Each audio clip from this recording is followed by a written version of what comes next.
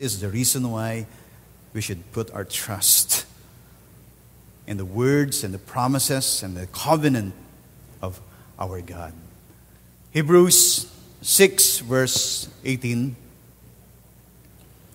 There are two things then that He cannot change and about which God cannot lie. He cannot change and He cannot lie.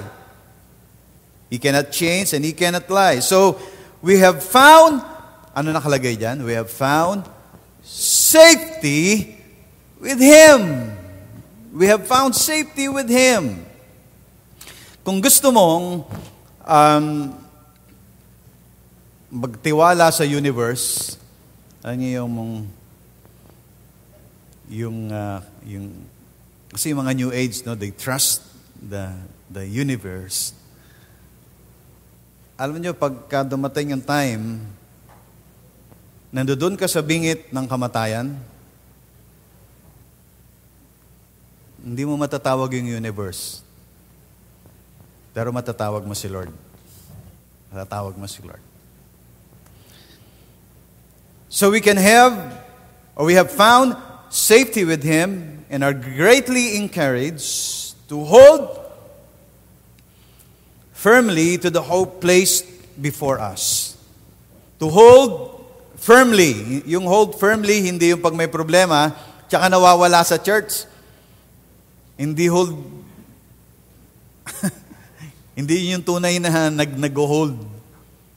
Bakit di ka, parang 1 year ka nang di kita nakita sa church, may problema ako eh. Pag may problema, laging hold to the Word, listen to the Word lagi, no? O ba't hindi ka magpa-check up? May sakit ka. Tsaka na, paggaling ko na. Parang ganun yun. Ba't hindi ka nagpupunta sa church? Kasi may problema ako. Lalong meron kang problema, lalo kang hindi ka pwedeng mag-isa. Pag may problema kayo, mag-iisa ka sa kwarto, I tell you, mapapraning ka. Gaganong-ganong ka. O kaya ginaga. We need God. We need to hold firmly to the hope placed before us. Romans 15 verse 4. Romans 15 verse 4. I hope itong mga verses na ito, kung first time yung marinig at hindi nyo kabisado, you just write it down para meron tayong pagbabasihan. No? Romans 15 verse 4. For everything that was written in the past, meaning the scripture, written in the past was written to, nakalagay dyan? To teach us. Written to teach us. So that through endurance and encouragement of the scriptures, we might have hope. We might have hope. This is what I believe, no, in my spirit. Pakinggan niyo po ito. God wants to bring us to a new level. Gumalaw yung camera. A new level of trusting His Word. No? Ibig sabihin, dinadala tayo ng Panginoon sa isang panibagong antas, no? Or baitang ng ating paniniwala at pagtitiwala sa Panginoon. He wants His Word as a church. He wants His Word as a church to abide in us, yung salita ng Panginoon. Ito yung narinig ko ng isang araw. And I believe this is true, no? Sabi ni John Piper. Kasi, makikinig naman ako, pastor eh. Lagi naman ako nag-church, pastor. Nagba-Bible study pa nga ako, pastor. Pero ito yung sabi ni John Piper. Sabi niya, where the Word of God cannot change us, where the Word of God cannot change us, it's not abiding. Meaning, kapag daw ang salita ng Diyos ay tingin mong walang bisa sa buhay mo, because the Word of God is not abiding in you. Ano ibig sabihin ng abiding? Manahan, tumira dun sa puso natin. It's natural for us if the Word of God is rooted in our hearts. Kaya kita nyo, may mga promises in your life, the promises of God in your life, na nagmamanifest sa inyo. Because that very thing or very word that's manifesting in your life is abiding. Abiding in you. Maaring pwedeng ganito. It's easy for you to receive healing. It's easy for you to receive healing because you always meditate on the word, by His stripes, I am healed. Or lagi mong nire-recite na, I am the God that healeth thee. No? Yung word na yun, nag-penetrate at nag-take rooted sa puso mo o nanahan na siya. For you, maski pag nagpipray ka sa may sakit, it's easy for you to receive healing or yung mga pinagpipray mo na mabilis mag-heal because that particular promises is rooted. But at the same time, pagdating naman sa God will provide, hindi parang ang tagal mo siyang makuha or kumbaga tinatanong bakit, Lord, I believe naman you are my provider pa. Parang hindi ko na nasusubukan. Maybe that scripture that promises is not yet abiding in your heart. Alam nyo, kaya napakaganda yung yung you memorize the scripture, you recite the scripture, you meditate the scripture. Alam nyo, ang word of God po, ang tawag diyan is seed.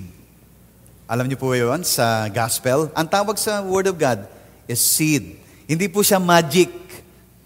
Binasa mo ngayon na nagmanifest na kagad sa'yo. Gusto mo magic, no? Kaya tayo napupulaan ng mundo. Ayan, no? Si name it, claim it yan, no? Si name it, claim it yan. Pag sinabi niya daw, mangyayari daw, oh. Gibain mo nga yung building, sabihin mo, magiba ka building. Yan, niloloko tayo. Pero hindi nila alam, ang salita ng Diyos ay kinilala sa kanyang scripture or sa Biblia ay binhi. Binhi. Anong ginagawa sa binhi? Tinititigan? Tinatanim. You put it in your heart. Ngayon, wala pa yan. And then suddenly, nagtataka ka bakit? It's easy for you to receive from God because you're planting seeds. And then, the Word of God is abiding inside you. Kaya, alam niyo, maski makinig ka na makinig, kung hindi mo siya consciously or sasabihin mo, Lord, I will meditate yung word. No? Hanggang, napakasarap ngayon, nagtry ako ng audio Bible bago ka matulog. You just listen and listen and listen and listen and listen to the Word of God. And bumabalik ako ngayon sa yung mga verses na memorize ko noon, binabalikan ko and I recite the word, no, yung mga scripture. It helps, no, it refreshes us. Subukan ninyong magsara sa kwarto and then you recite the word, you cite the word. Sa una basahin mo lang yung parang orator ka, no, ilakas mo yung yung pagsasalita mo. Kasi faith comes from hearing, no? Hearing the Word of God. So abiding of Jesus' words, or the abiding in Jesus' words in our hearts simply means the Word must take root and bear fruit in our heart. Doon lang siya nagkakaroon ng manifestations, or doon lang siya nagkakaroon na makikita niya sa nangyayari sa buhay natin. So the scriptures, these words are the covenant of God for us. The covenant, the precious word of God. Every time you read the scripture, it's a love letter from God. When He said, I will heal you, He will heal us. When He said, I will provide for you, I will provide for you. When He says, I will take care of you, I will take care of you. He doesn't just blah blah, di ba, Gam? salita lang ng salita ng pag-ano, bibless kita, pag-ano. Yan. Kaya pakinggan nyo yung mga taong nagsasalita ng pag-ano. Hindi ko alam kung aanuhin kayo nun. Alam niyo, maski sa, in Psalm 15, tingnan niyo ito, no? Psalm 15 verse 4,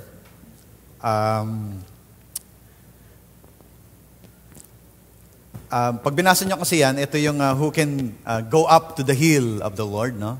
Ang sinasabi niyan. Isa doon sa makakapunta daw sa hill of the Lord, no? Because that's parang ibig sabihin to go to the hill of God, parang you in the New Testament is who can go to the presence of God. Nasa kanila, who can go to the mountain with the Lord, no?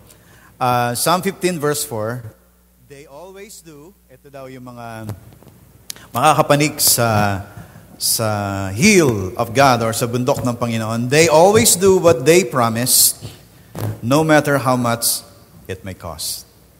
Ulitin ko, they always do what they promise, no matter how much it may cost. Minsan may napapakawalan kayo na salita, di ba? May napapakawalan kayo na salita. Kung napakawalan niya na, gawin niya na.